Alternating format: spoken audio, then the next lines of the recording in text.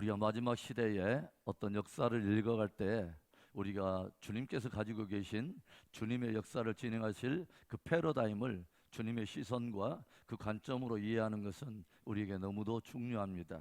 왜냐하면 우리가 한 시선과 한 관점을 갖지 않으면 우리가 주님께서 어떤 의도하시는 어떤 그런 뜻을 우리가 또 전혀 다른 관점에서 우리가 바라볼 수 있게 되고, 또 주님과 전혀 다른 어떤 그런 영역에서 우리가 헌신을 하게 된다고 하는 것입니다. 그래서 바르게 이해해야 우리가 바르게 또 헌신할 수 있고 바른 신앙을 가질 수 있다고 하는 것입니다. 오늘 우리가 잠깐 나눠본 그 히브리서 12장의 말씀은 어떤 배경을 가지고 있냐면은 그 시내산에 우리 하나님께서 먼저 이스라엘 백성들 가운데 강림하셨을 때 있었던 그 일들을 먼저 우리에게 들려주고 있어요. 히브리서 12장 18절부터 이렇게 쭉 보시면 어떤 말씀이 있냐면, 너희는 만질 수 있고 불이 붙는 산과 침침함과 흑암과 폭풍과 나팔 소리와 말하는 소리가 있는 곳에 이른 것이 아니라 그 소리를 듣는 자들은 더 말씀하지 아니하시기를 구하였으니, 이는 짐승이라도 그 산에 들어가면 돌로 침을 당하리라 하신 명령을 그들이 견디지 못함이라. 그 보이는 바가 이렇듯 무섭기로 모세도 이르되 내가 심히 두렵고 떨린다 하였느니라. 그러나 너희가 이룬 것은 시온산과 살아계신 하나님의 도성인 하늘의 예루살렘과 천만 천사와 하늘에 기록된 장자들의 모임과 교회와 만민의 심판자이신 하나님과 및 온전하게 된 의인의 영들과 새 언약의 중보자이신 예수와 및 아벨의 피보다 더 나은 것을 말하는 뿌린 피니라. 너희는 산과 말씀하신 일을 거역하지 말라. 땅에서 경고하신 일을 거역한 일을 피하지 못하였거늘 하물며 하늘로부터 경고하신 일을 배반하는 우리일까 보냐. 그러니까 지금 우리가 12절 26절부터 그 나오는 말씀을 왜 지금 히브리 기자가 우리에게 들려주고 있냐면, 구약 이스라엘 백성들이 하나님의 산 시내산에 이르렀을 때에 저들이 하나님의 거룩과 공의 앞에 차마 설 수 없는 엄청난 그 하나님의 그 권능 앞에 설 수 없을 만한 엄청난 영광과 경이로운 어떤 그 두려움 속에 하나님이 임재하시게 되는데, 이제 우리가 장차 이르게 될 그 하나님의 산, 하나님의 영광은 그 구약에 나타난 시내산에 임재했던 하나님의 영광과는 견줄 수 없는 더 정말 실제적인 영광과 어마어마한 그 하나님의 거룩 가운데 우리가 들어가게 된다고 하는 것입니다. 그래서 그 시내산에 하나님께서 임재했을 때 그 시내산이 진동하고 하나님의 그 공의와 그 임재 앞에 산이 진동하고 온 만물이 흔들렸던 것과는 견줄 수 없는, 이제는 진짜 그 하나님의 나라가 임재하게 되고 정말 그 시온산의 영광과 새 예루살렘의 어떤 도래라고 하는 엄청난 그 영광이 이루어지기 전에 그 시내산의 그 어떤 그 임재했을 때 나타나는 어떤 그런 것과는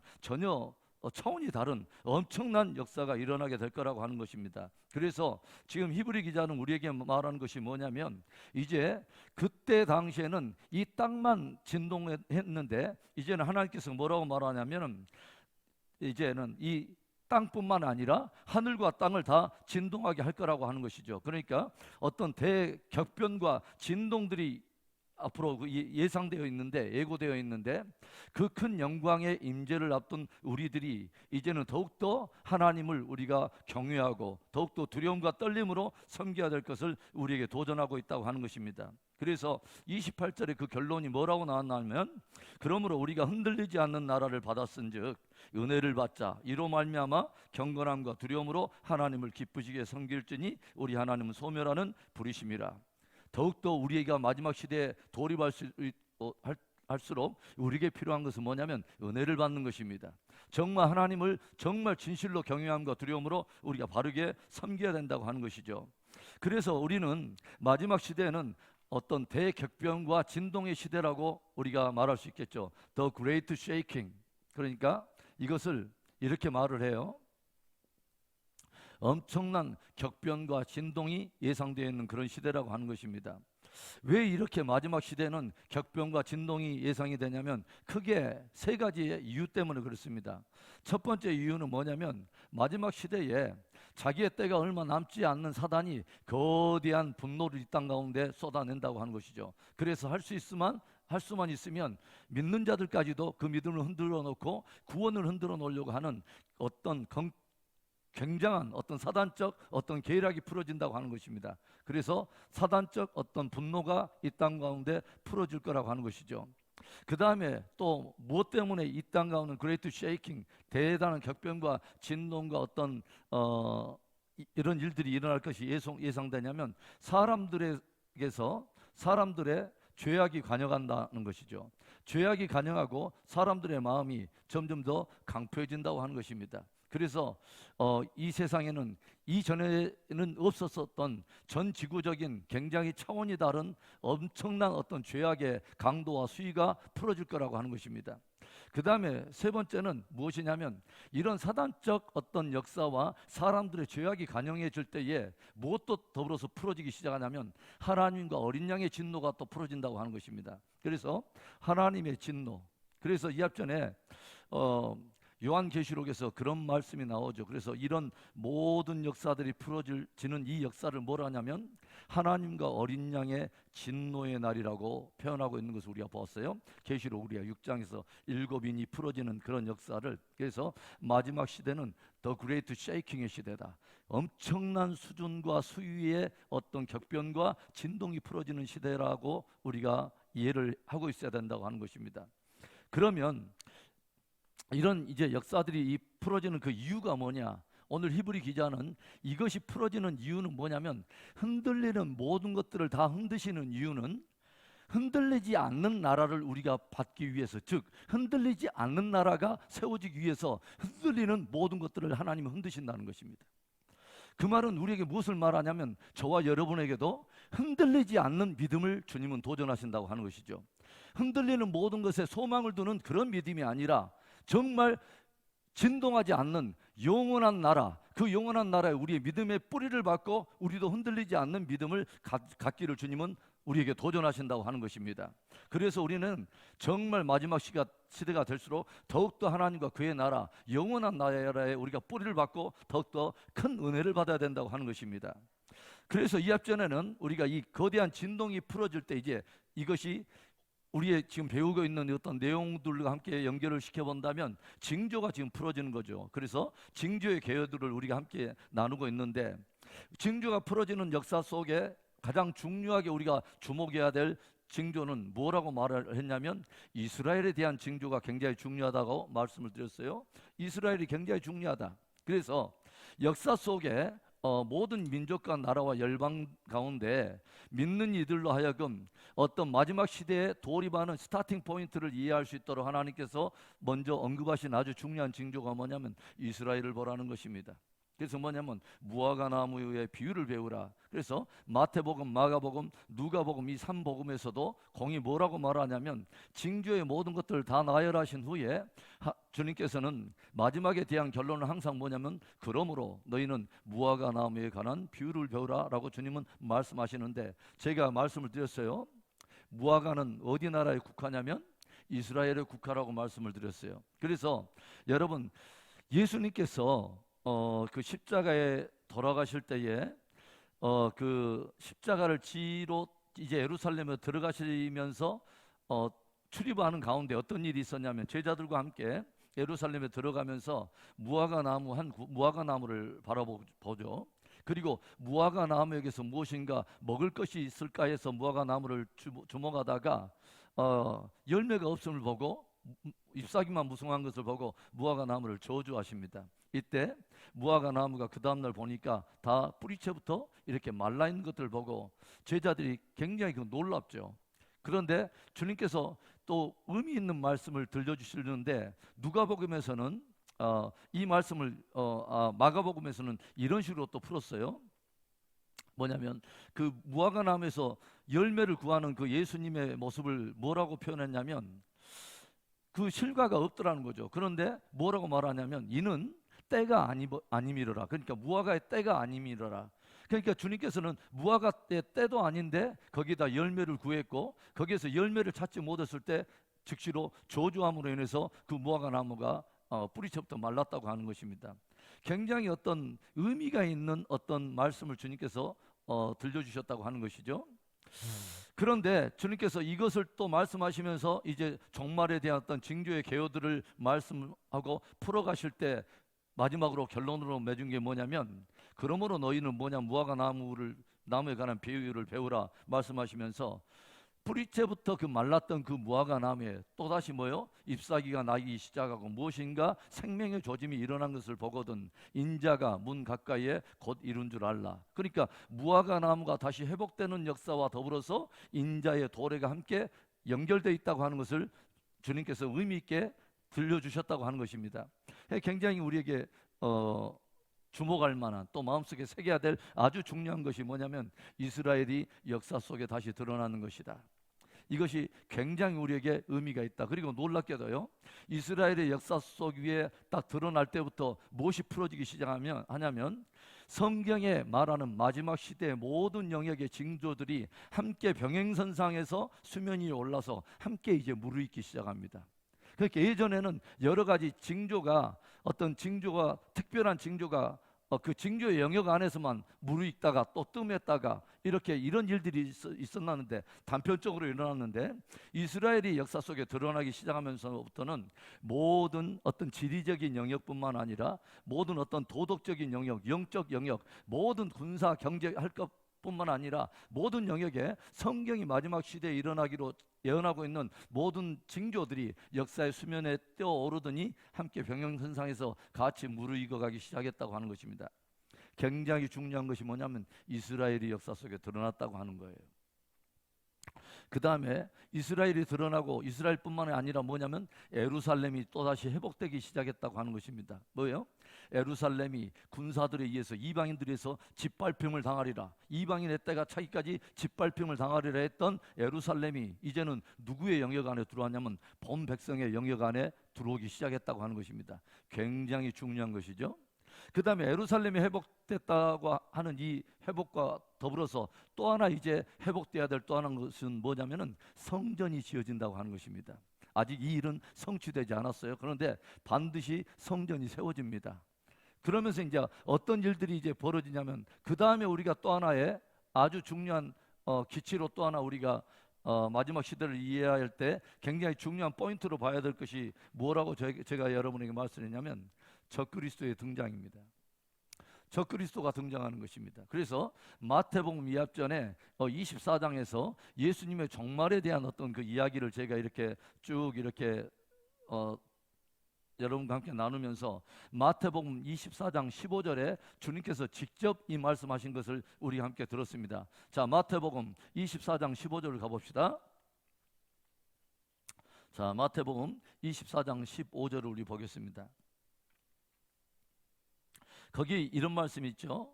마태복음 24장 쭉 3절부터 일반적인 징조들을 쭉 다 말씀하시면서 15절에, 그러므로 너희가 선지자 다니엘이 말한 바 멸망에 가증한 것이 거룩한 것에 선 것을 보거든. 다니엘이 누구에 대해서 이야기했냐면, 멸망에 가증한 것에 대해서 다니엘이 말한 바로 그 한 존재가 있었다고 예수님이 직접 말씀하신 거예요.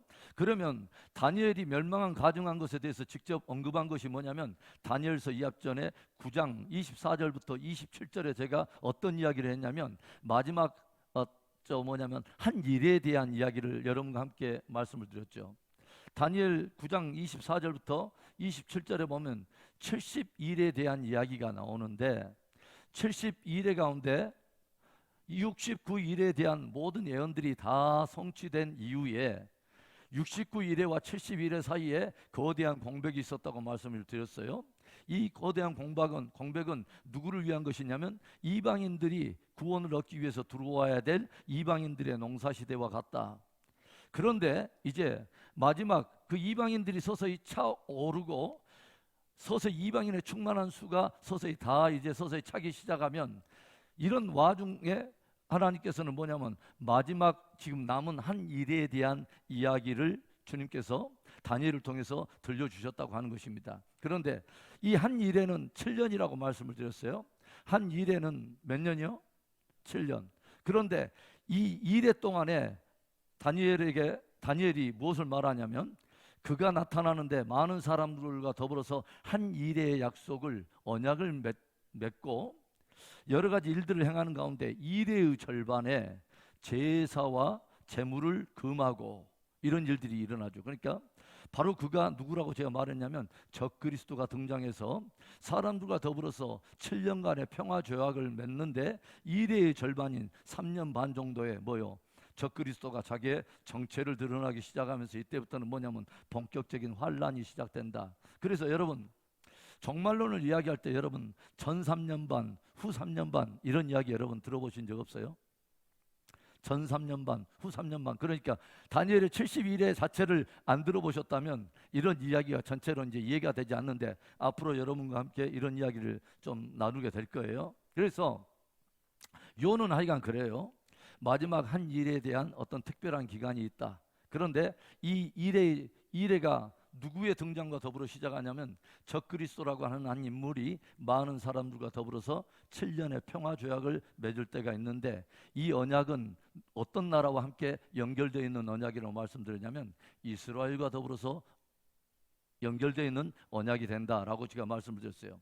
왜 이것이 더불어서 연결되어 있다고 여러분에게 말할 수 있냐면 이레의 절반에 제사와 애물을 금지하고, 제사와 애물을 금지한다는 그 표현은 구약적 제사를 지금 염두하고 기록된 말씀입니다. 그러니까 이스라엘이 뭐냐면 다시 성전에서 예배를 시작했는데 성전에서 성전 제사가 드려질 수 있는 그런 시대가 열리는데 바로 그런 즈음에 3년 반에 그 다시 제사와 제물이 금지되는 역사가 있게 되면서 그때부터 본격적으로 후 3년 반에 소위 성경이 말하는 대환란, 이전에도 없고 이후에도 없었던 엄청난 수준의 대환란이 일어나게 될 것이라고 하는 그 이야기입니다. 그래서 마태복음 24장에서도 일반적인 징조를 다 이야기하면서 15절에 다니엘이 말한 바 멸망에 가증한 것이 거룩한 것을 선 것을 보거든 하고 이 기록이 난 그 다음에는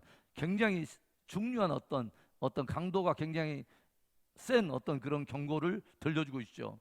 16절부터 보면 어떤 말이 나오냐면 그때 유대에 있는 자들은 산으로 도망할지어다 지붕에 있는 자는 집 안에 있는 물건을 가지러 내려가지 말며 밭에 있는 자는 겉옷을 가지러 뒤로 돌이키지 말지어다.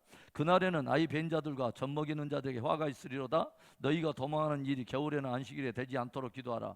21절에 이는 그때 큰 환란이 있겠음이라.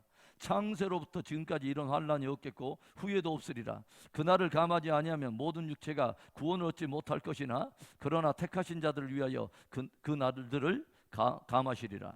그러니까 이 적그리스도가 등장해서 멸망에 가정한 것이 성전에서 드디어 뭐냐면 드디어 자기를 본격적인 정체를 드러내면서 이제부터는 자기 스스로를 하나님이라 하면서 드디어 계시록의 말씀과 맞물린다면 짐승 경배가 시작된다고 하는 것입니다. 그래서 짐승을 경배하는 이런 일들, 적그리스도 경배하는 어떤 이 일들이 일어나기 시작하면서 엄청난 성경이 말하는 대환란이 시작된다라고 하는 것을 우리가 함께 유추해 볼 수 있다고 하는 것이죠. 그러니까 커다란 관점은 이스라엘이 드러난다. 이것으로 인해서 마지막 시대가 돌입했다고 하는 것을 우리는 알 수 있다. 그 다음에서 이런 징조, 일반적인 징조들이 서서히 무르익어가는 가운데 누가 또 등장하면 우리는 바짝 또 신경을 써야 되냐면 적그리스도가 등장한다. 그런데 이 적그리스도는 많은 사람들과 평화 조약을 7년간에 맺게 되는데 이스라엘이 더불어 연결되어 있는 언약이다. 그리고 이레의 절반에 이 적그리스도가 드디어 제사와 제물을 금지하고 드디어 짐승 경배가 시작된다. 이때는 이제는 말 그대로 전무후무한 대환란의 시대가 찾아온다. 제가 말씀을 드렸습니다. 이 시대가 지금 이런 시대가 The Great Shaking, 서서히 진동이 시작된 시대에 우리는 돌입하고 있는데 그 수위가 갈수록 어마어마한 수준으로 이것이 다가올 수 있다.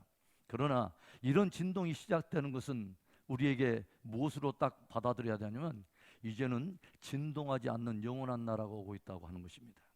이것이 저와 여러분에게 마지막 시대는 유일한 소망이 될 거예요. 그 나라의 뿌리를 박은 신앙이 승리할 수 있는 것입니다. 그러니까 뭐냐면 이제는 마지막 때가 되면 우리 모든 그리스도의 신부들의 유일한 소망 하나는 예수 그리스도의 재림밖에 없습니다. 그리고 그분의 재림과 더불어 나아갈 영원한 나라, 이것이 바로 저와 여러분의 정말 신앙의 동력이 되고 마지막까지 우리를 붙들 수 있는 유일한 신앙의 소망이 될 것입니다. 자, 그래서 이제 이 앞전에 우리가 여러 가지 징조들을 우리가 개요들을 우리가 나누고 있는데 오늘은 이제 좀 끝내겠습니다. 계속 이것만 붙들고 갈 수가 없어서 징조의 개요 마지막 세 번째 시간으로 이제 쭉쭉 스케치하면서 지나가겠습니다. 네 번째, 자연계의 징조를 보겠습니다. 그날 환란 후에 해가 어두워지며 달이 빛을 내지 아니하며 별들이 하늘에서 떨어지며 하늘의 권능들이 흔들리라. 이게 주님께서 이제 들려주신 말씀인데, 여러분 마태복음 24장을 보면요 조금 재밌게 편성을 해놨습니다. 제가 이제 다음 주에는 하나님의 그 요한계시록 6장인 일곱 인에 대한 이야기와 일곱 나팔, 일곱 대접의 이야기를 마태복음 24장과 연결해서 어떻게 연결되는가를 여러분과 함께 풀어갈 거예요.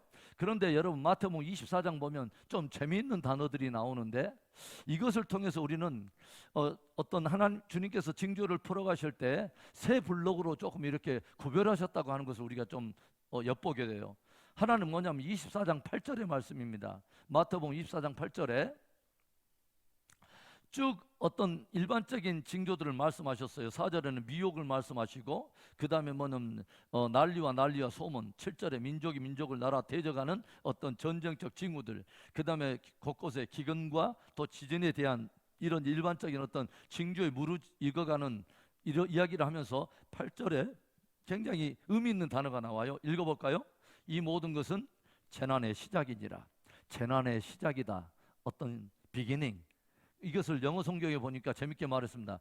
The beginning of birth pain. 그냥 뭐냐면 해상의 진통의 시작이다. 그러니까 마치 여인이 아기를 낳았는데 첫 번째 진통 오는 것과 똑같다라는 그런 의미입니다. 그러니까 이런 일반적인 징조들이 서서히 역사 속에 수면에 일어나서 이제 무르익기 시작하면 너희들은 뭐냐면 서서히 진통이 오고 있다고 하는 것을 너희들은 이해해라는 것입니다. 그리고 뭐냐면 그 뒤로 또 9절부터는 어떤 이야기가 나오냐면 믿는 자들에게 다가올 핍박의 역사, 반기독교적인 역사를 풀어가고 있어요. 이런 일이 있게 될 거야. 이런 일이 있게 됐거든 너희들 두려워하지 마라. 반드시 있어야 할 일이다 라고 말하면서, 그 다음에는 어떤 이제 말씀을 쭉 들려주냐면 이제 15절에 이제 선지자 다니엘이 말한 바 멸망의 가증한 것이 드러났어요. 이것은 제가 말씀드렸다시피 이제는 뭐요? 환란의 이제는 중심부입니다. 가장 중요한 대환란의 엄청난 어떤 역사들이죠. 이런 일들이 일어나면 엄청난 일들이 일어나고, 그 다음에 29절에 이제는 마지막 어떤 그 징후들을 표현할 때 뭐라고 나냐면 그날 환란 후에 그러니까 뭐냐면 이런 엄청난 수준의 대환란이 막바지에 이르를 무렵에 있어야 될 일이 뭡니까? 즉시로 해가 어두워지며 달이 빛을 내지 아니하며 별들이 하늘에서 떨어지며 하늘의 권능들이 흔들리라. 이런 일들이 있으면서 30절에 그때에 인자의 징조가 하늘에서 보이겠고, 그때 땅의 모든 족속들이 통곡하며 그들이 인자가 구름을 타고 능력과 큰 영광으로 오는 것을 보리라. 그가 큰 나팔 소리와 함께 천사들을 보내리니 그들이 그의 택하신 자들을 하늘 이 끝에서 저 끝까지 사방에서 모으리라. 아멘. 그래서 이런 일들을 이제 예수님이 말한 그 징조론과 사도 요한이 말했던 징조론의 이야기를 다음 주에는 이제 일곱인 일곱 나팔 일곱 대접을 예수님이 징조론과 더불어서 함께 여러분과 도표로 만들어가면서 이제 풀어가겠습니다. 자, 이런 일들이 있게 될 거라고 하는 거예요. 자, 그러면 첫 번째 자연계 징후 중에 이제 갈수록 어떤 일이 일어나면 지진이 점점 굉장히 강하게 일어난다. 그리고 범지구적 차원에서 일어난다. 여러분, 우리나라는 예전에 지진 때가 별로 이렇게 아니었던 것 같아요. 어떻게 보면 지진에 대한 이야기가 별로 없었는데, 최근에 우리는 종종 무엇에 대한 이야기를 하면 우리나라도 뭐냐면 여러 부분에서 지진이 일어나고 있다는 이야기를 우리는 종종 듣죠.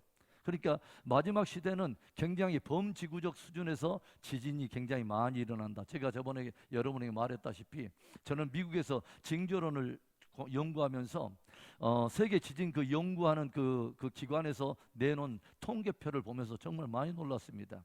갈수록 연대가 무르익어가면서 예전보다는 어떤 그 지진의 강도들이 얼마나 강한지, 이게 그리고 횟수가 얼마나 빈번해졌는지, 이런 것들 보면은 굉장히 좀 심각해집니다. 그 다음에 두 번째, 기근이 일어나죠. 그러니까 엄청난 이제 수위에 이제 기근들이 일어나요. 저는 국제기아 대책기구 네팔 지부장 역할을 했고요. 어떤 국제기아 대책기구에서 제가 그 듀얼 포지션을 가지고 제가 파송을 받았기 때문에 기근 문제를 제가 상당히 알고 있어요. 지금 지구촌의 어떤 그 궁극적인 문제는 사실은 떡의 문제입니다. 그게 육적인 떡이냐 그리고 영적인 떡이냐의 이 차이입니다. 그런데 성경은 무엇을 말하냐면 아모스서 8장 11절에 마지막 시대에 엄청난 수준의 기근이 찾아올 것을 우리에게 들려주면서 이것을 영적인 의미와 더불어서 또 연결시키고 있어요. 어디 찾아보냐면 아모스서 8장 11절을 찾아갑시다. 자, 아모스서 8장 11절에 보겠습니다. 자, 호세아 다음에 요엘, 그 다음에 아모스. 자, 아모스 8장 11절 구약 성경 1282페이지를 보겠습니다.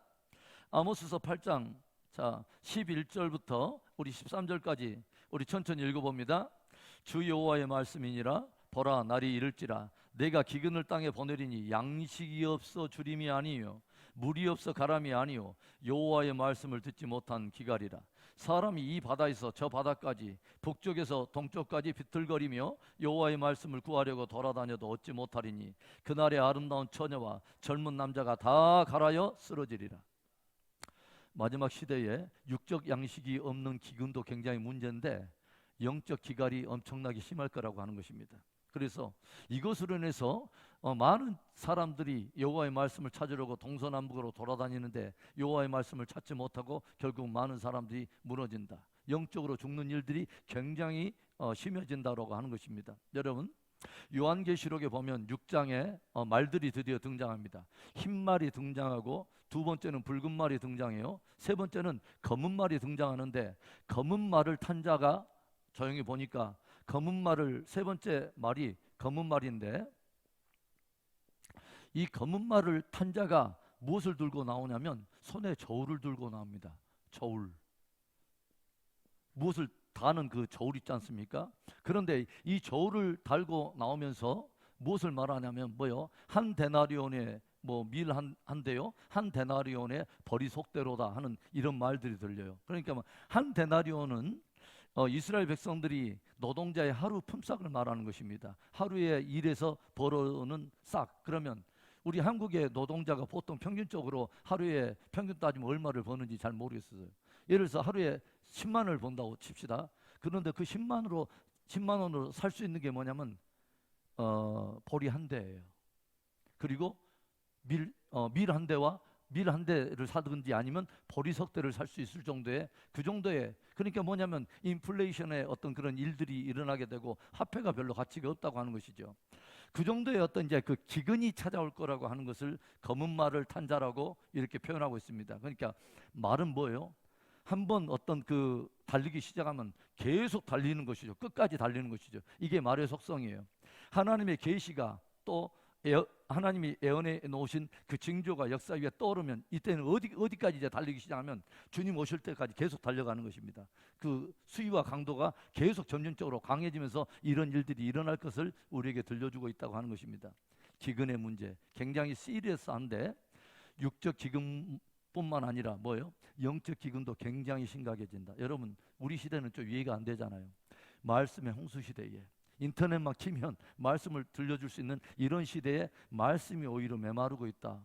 무엇을 말씀을 우리에게 하고 있을까요? 잘 이해는 되지 않아요. 그러나 뭐냐면 각 사람 안에 진짜 말씀이 진리가 돼서 그 말씀이 삶을 움직이면서 신앙의 열매를 맺는 사람은 많지 않을 거라고 하는 것입니다. 우리가 하나님의 말씀을 가까이 해야 됩니다. 하나님의 말씀을 생명처럼 소중히 여겨야 돼요. 자, 그래서 이 기근의 문제 굉장히 점점 심각해진다. 그 다음에 뭐예요? 공해 문제. 예전에는 공장이 없었어요. 중세 시대에는. 그래서 공해 때문에 뭐 어려움이 없었어요. 그런데 이제는 공장도 생기고 이런 일이 있으면서 뭐요? 수질도 오염되기 시작하고 공기도 오염되기 시작하면서 그런 일들이 일어나요. 그러니까 계시록에도 보면 어떤 이야기가 나오냐면 다섯 번째 이 그 나팔을 불 때에 황충 재앙이 일어났는데 뭐냐면 뭐 갑자기 공기가 어두워지고 막 이런 일들이 일어납니다. 무저갱에서 연기들이 올라오는 이야기, 뭐 이런 일들이 나와요. 그 다음에 뭐냐면 나중에 그 대접을 그 짐승의 보호자에 뭐 붙는 이야기, 공기의 분이 뭐 어두워지는 이야기, 이런 뭐냐면 무엇인가 그 심상치 않는 그 자연계의 어떤 징후들과 영적 어떤 그 기류들이 서서히 오염되기 시작하고 영계가 흐려지는 이런 일들이 함께 맞물려서 예언되어 있다고 하는 것이죠. 그 다음에 네 번째, 이상 기온들이 일어난다. 그래서 성경에 보니까 어떤 이야기가 나오냐면 해가 사람을 태운다는 이야기가 나와요. 해가 사람을 태운다. 여러분 의미 있죠? 지구 온난화인 것입니다. 어떻게 보면 그런지 않겠어요? 뭐냐면 북극에 얼음이 녹기 시작했어요. 근데 이상 기온들이 일어나면서 이제는 정말 심각한 것이 뭐냐면 점점 지구의 온도가 뜨거워지고 있으면서 이것은 굉장히 어떤 마지막 시대의 어떤 저주와 같은 그런 징조로 자연학계 그런 사람들이 예언하지 않습니까? 이런 일들이 일어난다는 거예요. 예전에는 생각지 못한 이런 일들이 성경에 절대 예언돼 있었는데 이런 일들이 일어날 거라고 생각지도 못했겠죠. 그러죠? 그리고 제가 이스라엘에 대한 이야기를 했지만 많은 중세 많은 사람들은 어떤 이 모든 계시록에 나타난 이야기나 예수님의 어떤 마지막 시대의 징조에 대한 예언을 다 상징으로만 봤습니다. 왜냐하면 이스라엘이라고 하는 나라가 지금은 중세 시대에 살았던 사람들은 이스라엘은 뭐냐면 온 열국에 지금 흩어져 있는 상태이고 더군다나 한 나라뿐만 아니라 열방에 흩어져 있기 때문에 그 나라가 다시 회복된다고 한다는 것은 상상할 수도 없는 그런 일이었기 때문에 계시록의 모든 일이나 이런 거 다 상징이었습니다. 그러나 이스라엘이 드러나기 시작하고부터는 모든 사람들이 마지막 징조를 바라보는 관점이 매우 실제적이 되기 시작했다고 하는 것입니다.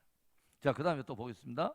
천체계에도 이상이 온다고 하는 것이죠. 그래서 하늘의 별들이 뭔가 징후들이 이상해지고 이런 일들이 있게 되고 달의 빛깔이 서서히 변하기 시작하고 막 이런 일들이 있다고 하는 것입니다. 그 다음에 뭐요? 오존층의 파괴.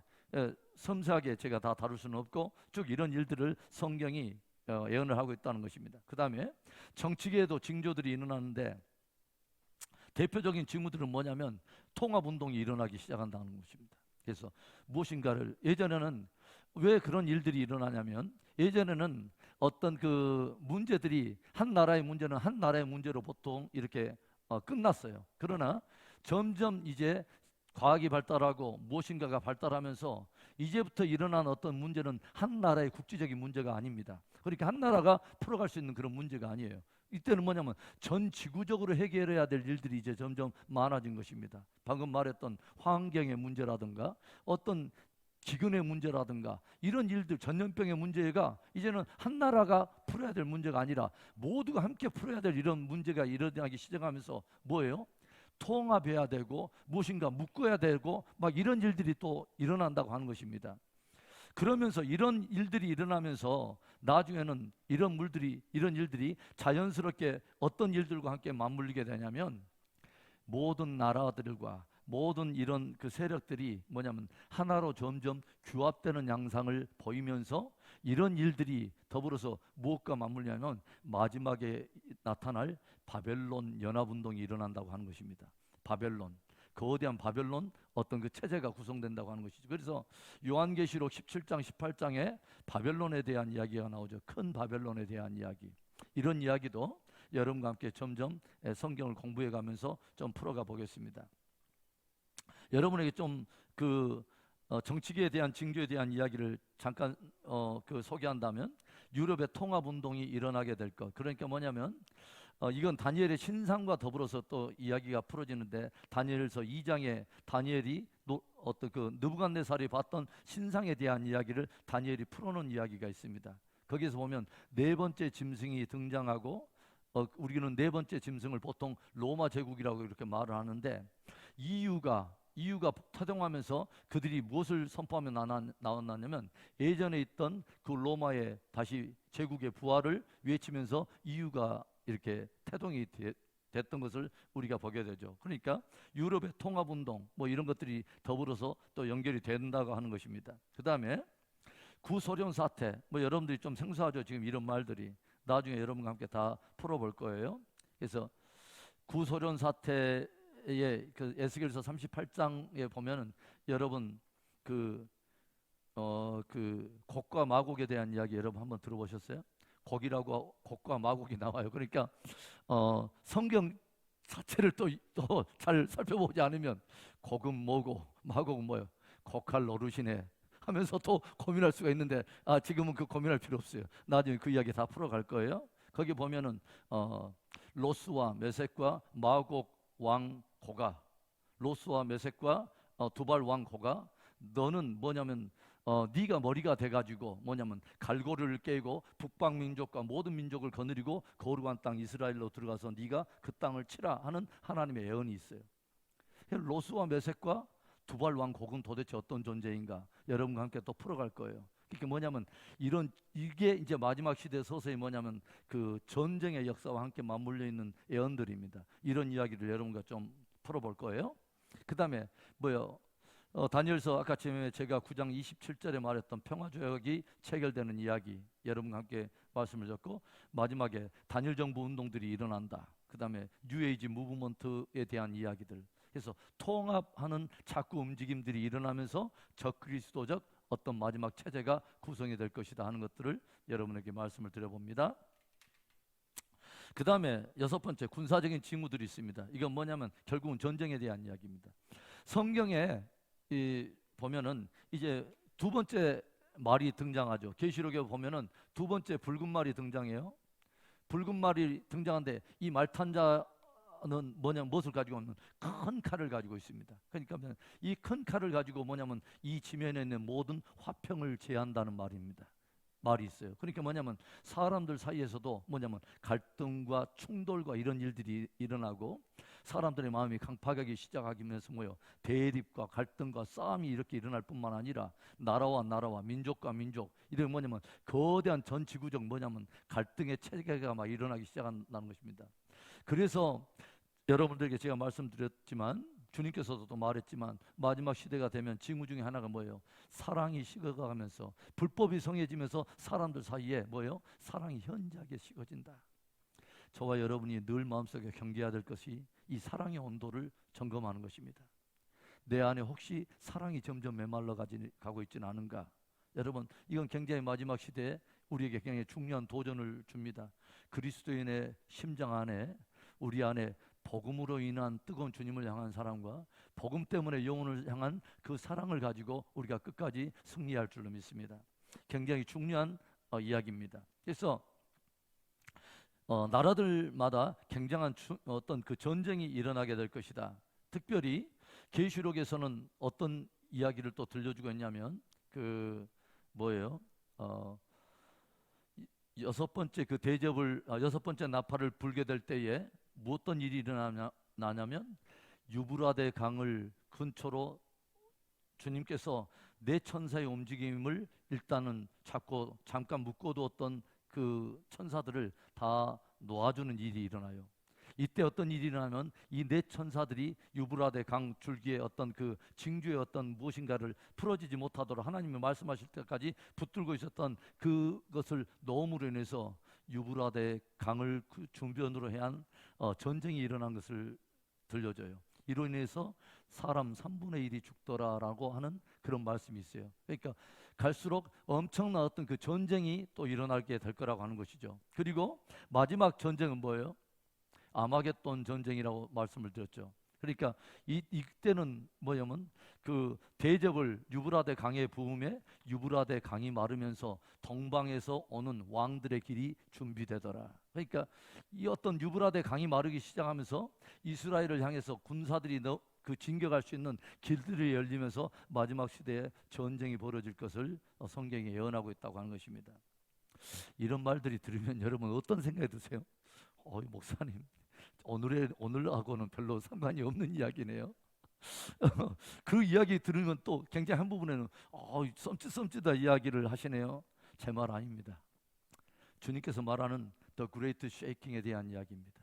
엄청난 수준의 일들이 일어나게 될 텐데 그럼에도 불구하고 저와 여러분이 끝까지 붙들고 있어야 될 것은 예수 그리스도에 대한 복음과 영원한 나라의 도래에 대한 복음입니다. 자, 그 다음에 7번 경제적인 징조입니다. 자, 그래서 기근이 일어날 것을 제가 말씀을 드렸고 화폐에 대한 이야기도 여러분에게 말씀드리고 싶은 것은 계시록 13장에 보면 어떤 이야기가 나오죠? 결국은 그 짐승 경배가 일어나면서 거짓 선지자들이 짐승에 경배하지 않으면 무엇을 할 수 없냐면 매매 활동을 하지 못하도록 무엇을 해요? 표를 찍는 어떤 그 이야기가 등장을 하죠. 그러니까 사실은 표에 대한 이야기는요 뭐 어떤 때 굉장히 중요한 의미로 이제 다가오기 시작하냐면 지금의 때가 아니라 적그리스도가 이제 드디어 뭐냐면 적그리스도의 통치 체계에 들어가기 시작하면서 그다음에 뭐예요? 적그리스도가 자기의 정체를 드러면서 짐승 경배에 대한 것들이 이제 뭐예요? 강요되면서 이것으로 인해서 뭐냐면 누구를 경배할 것이냐, 하나님이냐 아니면 짐승이냐 하는 이 경배에 대한 이것이 생명을 걸고 선택해야 될 바로 그 시대에 굉장히 중요한 역할을 하는 것이 뭐냐면 표라고 하는 것이죠. 그러니까 지금부터 우리가 막 좀 뭐 하나 나오면 와 막 표 막 이것을 가지고 막 의미를 두고 지금은 그러지 않아도 돼요. 그것 가지고 너무 막 심각해 가지고 막 그러지 않아도 됩니다. 지금 있었던 일들이 어떤 그런 친구들이 무르익어 갈 거예요. 그러나 지금 막 그걸 가지고 너무 막 시리어스하게 그걸 반응하는 것은 조금 너무 시기가 너무 빨라요. 그래서 아무튼 화폐도 우리가 조용히 보면은 예전에는 조선시대는 어떤 화폐가 있었으면 그건 다 뭐예요? 그 전에는 다 물물 교환했겠죠. 그다음에 조선시대나 이렇게 되면 주화를 우리가 메고 다녔을 거예요. 그래서 뭐냐면 이렇게 꼬쟁이로 막 꿰가지고 이렇게 막 엽전들을 가지고 또 예를 들어서 더 큰 사람들은 지게에다 막 이고 막 이렇게 돌아다녔을 거예요. 그런데 나중에 이제 이게 주화가 이제 지폐가 되고 지폐가 이제는 요즘 이제 지폐를 가지고 다니는 사람도 별로 없어요. 이제는 다 뭐요? 카드로 이제 다 처리해 버려요. 그런데 카드도 도난 우려가 있게 되고 자꾸 그러다 보니까 이 시스템을 바꾸자 해가지고 앞으로 점점 이제 물이 있겠죠. 뭐요? 이제는 무엇인가를 박자 차라리 무엇을 박든지 표를 심든지 뭐 점점 이제 이체적으로 가기는 할 거예요. 그런데 지금 그 시대는 아직 아니라고 하는 것이죠. 아무튼 이 화폐 움직임이 있게 되고 사람들마다 마지막 시대에 굉장히 거세하게 일어난 게 뭐냐면 만모니즘입니다. 뭐냐면 만몬 말 그대로 물질이 재물이 신이 되는 것입니다. 그래서 예수님께서 하나님과 하나님과 재물을 겸하여 섬길 수 없다고 하는 이 말이 단순한 어떤 그 상징적 어떤 그런 의미를 훨씬 넘어서 굉장히 실제적으로 다가온 시대가 있을 거예요. 그렇죠? 하나님이냐 재물이냐 사람이 뭐요? 재물을 사랑하기 시작했다는 것이죠. 이제는 뭐냐면 만모니즘은 재물로는 모든 것을 다 할 수 있다고 하는 것이죠. 돈은 모든 것을 가능케 한다. 그래서 돈이 우상이 되는 이제 그 시대. 그래서 엄청난 마지막 시대에는 이 만모니즘이 굉장히 득세할 거라고 하는 것입니다. 자, 그래서 그 뒤에 이제 모든 이 징조들을 정리하면서 제가 이런 말을 제가 적어놨습니다. 7번 경제적인 징조 바로 밑에 육적 그 전쟁은 사단을 대상으로 한 영적 전쟁과 맞물려 있고 육적 기근은 말씀 부족으로 오는 영적 기근과도 함께 맞물려 있고 육적 간음에 대한 경고 이야기는 세상과 보타여 사는 진리 간음과 연결되어 있고 지진이나 이상 징후들은 영적 세계의 혼돈과 연결되어 있다. 그래서 제가 여러분에게 마지막 시대에는 육계와 영계가 함께 간다라고 하는 말씀을 여러분에게 자주 말씀을 드리죠. 그러죠? 그래서 육계가 흔들리고 육계 이런 일들이 일어난 친구들은 영계의 혼돈과 영계의 어떤 일들이 일어난 것과 맞물고 있다. 하늘의 별들이 떨어지고 무엇인가 막 기초가 흔들리는 이야기는 뭐요? 수많은 주의 종들이 타락하기 시작하고 뭐냐면 영계가 흐려지는 이런 이야기가 맞물려 있는 이야기다라고 여러분에게 더불어서 제가 말씀을 드렸어요. 자, 그렇다면 이제 마지막 결론에 대한 이야기만 잠깐 나눌게요. 그렇다면 정말 성도의 신앙은 어떻게 우리가 간직하고 살아가야 될 것이냐? 자, 7가지 신앙을 지키라. 이것은 마태복음 24장 15절부터 보는데 우리가 잠깐 찾아갑니다. 자, 마태복음 24장 아까쯤에 제가 15절에 그러므로 너희가 선지자 다니엘이 말한 바 멸망에 가증한 것이 거룩한 것에 선 것을 보거든 라고 이제 나오고 나서 16절부터 20절에 등장하는 그 주님이 직접 말씀하신 멸망에 가증한 것이 거룩한 것에 선 것을 보거든 너희들은 이렇게 하라라고 주님이 권면했던 이 말씀을 중심으로 7가지 신앙을 우리가 한번 발췌해 보는 거예요. 첫 번째 뭐라고 나오냐면 첫 번째는 뭐예요? 유대에 있는 자들은 어디로 도망가요? 산으로 도망할지어다. 이것은 뭐냐면 산으로 도망하라. 그래서 뭐냐면 실제적인 어떤 산으로 실제적으로 로마의 디도 장군이 들어와서 예루살렘을 정복했을 때 실제로 있었던 일입니다. 이 모든 유대 백성들이 어디로 다 도망가냐면 감람산 주변에 있는 막 산들로 도망했던 이야기를 전제로 했던 그 주님의 이야기이기도 하는데, 마지막 시대의 이 이야기는 육적 어떤 산에 대한 이야기만은 아닙니다. 실제로 뭐냐면 성경에 나오는 이 산은 정상을 말하는 것이고 영적으로 굉장히 높은 신앙을 말하는 것입니다. 그때 무엇을 말하는 것이냐면, 그때가 다가올수록 점점 종말에 갈수록 뭐냐면 우리로 하여금 높은 신앙을 가지라는 것입니다. 깊은 신앙을 가지라는 것입니다.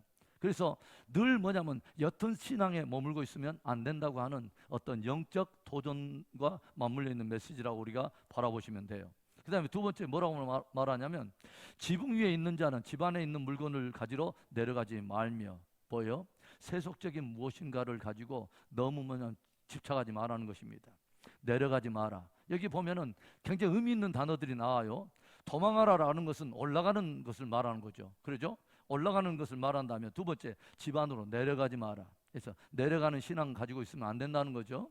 점점 세속에 물들어가는 그런 신앙 위험하다는 것입니다. 그리고 뭐냐면 그 뒤에 뭐라고 하냐면, 밭에 있는 자는 뭐요? 겉옷을 가지러 뒤로 돌이키지 말지어다. 내려가지 말고 뭐요? 돌이키는 믿음 갖지 마라. 여러분, 밭에서 있는 자는 무엇을 말하는 것일까요? 사명을 가진 자를 말하는 것입니다. 주님께서 이런 말을 하죠. 밭에 쟁기를 가지고 일하는 자는 뭐요? 뒤를 돌아보지 마라 라는 말을 하죠. 뭐냐면 사명을 가진 자가 쟁기를 잡고 밭 갈아야 되는데 자꾸 뒷바라보고 있으면 이 방향 엉뚱 들어가. 그러죠. 그럴 때 어떤 일이 나면 맹구와 같이 자꾸 이렇게 흔들리게 된다 이 말이에요. 이렇게 뭐냐면 사명을 가진 자는 더욱더 사명에 붙들려서 마지막 시대를 살아가야 된다고 하는 것입니다. 자, 그래서 내려가는 신앙, 돌이키는 신앙이 아니라 올라가는 신앙을 붙들어야 된다. 더욱더 왜 그러냐면 강도가 그레이트 쉐이킹이잖아요. 수준이 다르고 수위가 다른 어떤 그런 시대에는 우리의 믿음의 수위도 높여야 되는 것입니다. 자, 그 다음에 네 번째, 뭐 어떤 이야기가 나오냐면, 그날에 아이 벤 자들과 젖 먹이는 자들에게 화가 있다. 뒤늦게 아이를 베고 뒤늦게 젖을 먹이고 있고, 뭐냐면 굉장히 시리어스한 어떤 그런 시대에 들어가고 있는데, 뭐냐면 뒤늦게 그때도 계속 젖만 먹이고 있어요. 여러분, 하나님의 말씀을 뭐냐면 히브리서에 보면 그런 말이 나오죠. 너희가 때가 오래됨으로 이제는 뭐냐면 말씀의 선생이 되어야 될 터인데 늘 너희들은 초보만 닦고 있다라는 그런 말을 하죠. 이제는 뭐냐면 고기도 먹고 좀 강한 질긴 식물도 먹어야 될 너희가 늘 뭐냐면 젖만 먹고 있다라는 그런 말로 책망하신 주님의 말씀이 있죠. 여러분, 하나님의 진리 안에서도 우리가 깊어져야 되는 것입니다. 늘 젖만 먹고 있으면 안 된다는 거죠. 내 입맛에 맞는 것만, 늘 달콤한 축복과 은혜 복음만. 성경에는 그것만 있는 것은 아니죠. 그렇죠? 오늘 우리가 지금 다루고 있는 이렇게 시리어스한 마지막 시대에 대한 이야기와 더 숭고한 어떤 그 차원이 다른 믿음을 도전하는 그런 말씀이 있는데, 우리의 진리의 수준도 더욱더 깊어져야 된다고 하는 것입니다. 그래서 예수님께서 마태복음 24장에 뭐요? 때를 따라 뭐요? 양식을 나눠줄 자가 누구냐, 그런 말이 있죠. 때를 따라 양식을 나눠줄 자가 누구냐. 계속해서 젖만 먹이고 있어요. 예, 그건 좀 문제가 있다는 거죠. 예. 자, 그 다음에 젖 먹이는 자에 대한, 그 다음에 여섯 번째 뭐냐면, 그 날이, 너희가 도망하는 날이 뭐요? 겨울이나 안식일이 되지 않도록 기도하라. 겨울 되면 안 된다. 겨울은 어떤 때예요? 아무것도 할 수 없는데, 모든 것이 얼어버리는 때. 뭐요? 우리들의 어떤 신앙이나 이 모든 것이 냉랭한 믿음, 차가운 믿음 되지 말라는 것입니다. 예.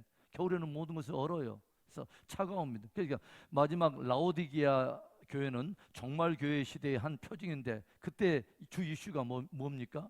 차든지 뜨겁든지 하라는 거예요.